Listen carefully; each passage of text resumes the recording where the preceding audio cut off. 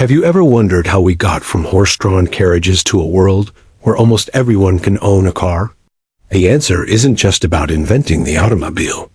It's about a revolutionary idea that changed manufacturing forever, and the man behind it was Henry Ford. But it wasn't just the Model T that made him a titan of industry. It was the assembly line. This is the story of how a simple, yet brilliant, concept didn't just build cars. It built an empire and shaped the modern world we live in today. Before Henry Ford, cars were a luxury item, painstakingly built by hand, one at a time. A team of skilled craftsmen would gather around a single chassis, attaching parts until the vehicle was complete. This process was slow, expensive, and inconsistent. A single car could take weeks or even months to build, and its price tag put it far out of reach for the average person. Ford had a different vision. He wanted to build a car for the great multitude, a car so affordable and reliable that any man with a good salary could own one. But to do that, he needed to solve the biggest problem of all, production cost. Ford's initial attempts were just small improvements on the old method. He tried having workers move from one car to another, performing the same task. It was a step in the right direction, but it wasn't the breakthrough he needed. The real inspiration came from an unlikely place, a Chicago slaughterhouse. He observed the disassembly line, where animal carcasses hung from hooks on a conveyor, moving from one worker to another, each performing a specific cut. Ford had a eureka moment. What if he reversed the process? Instead of taking something apart, could he build something up, piece by piece, on a moving line? This was the birth of the moving assembly line. In 1913, at his Highland Park plant, Ford implemented this radical new system.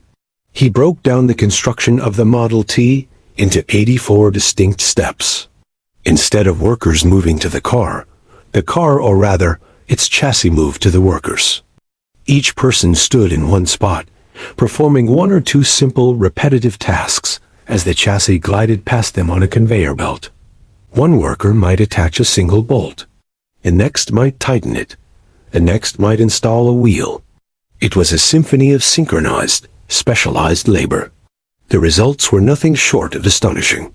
Before the moving assembly line, it took over 12 hours to build a single Model T.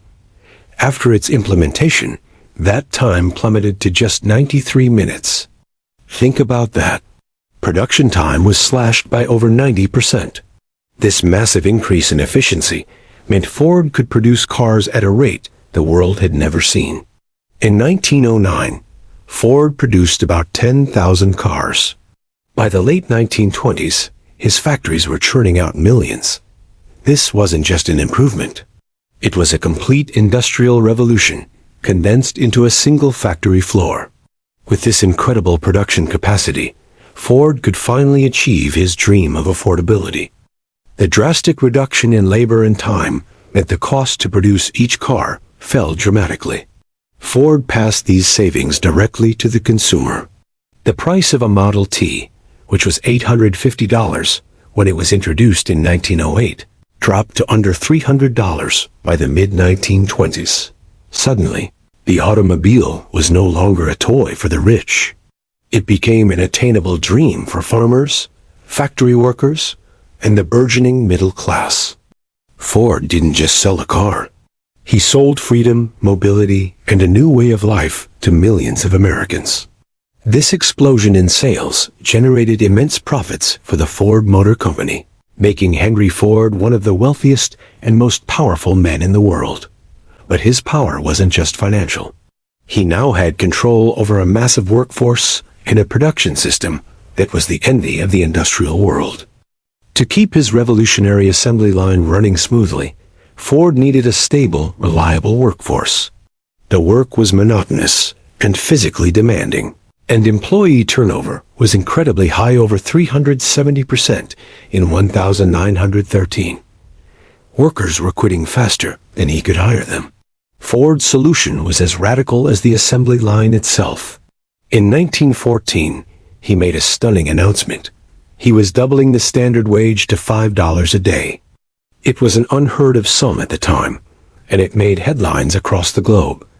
This wasn't just a pay raise. It was a strategic business move. The $5 day attracted the best and most reliable workers from all over the country. Thousands flocked to Detroit, lining up for a chance to work at the Ford plant. Turnover plummeted, and productivity soared. This move also had a brilliant secondary effect. By paying his workers enough to afford the very cars they were building, Ford was creating his own customers. He understood that mass production required mass consumption. This concept of a high-wage, high-production economy became a cornerstone of 20th century American capitalism, often referred to as Fordism. He wasn't just an industrialist. He was a social engineer, shaping the economic landscape of the nation. His influence extended far beyond the factory gates. The assembly line gave Ford unprecedented control over the production process. He could dictate the pace of work, the tools used, and the exact movements of each worker. He standardized everything. The famous quote, "Any customer can have a car painted any color that he wants, so long as it is black," wasn't a joke. Black paint dried the fastest, which was crucial for keeping the line moving at maximum speed. This obsession with efficiency and control was the secret to his power. He controlled the means, the pace, and the price of production on a scale never before imagined. This power allowed him to vertically integrate his empire. He didn't want to rely on outside suppliers who might disrupt his meticulously planned system. So he bought them. He acquired iron and coal mines, forests and rubber plantations, a fleet of ships, and even a railroad. From the raw materials pulled from the earth to the finished Model T rolling off the line, Ford controlled nearly every step of the supply chain. This made his company a self-sufficient behemoth, insulating him from market fluctuations and giving him an immense competitive advantage. The assembly line didn't just make Henry Ford powerful.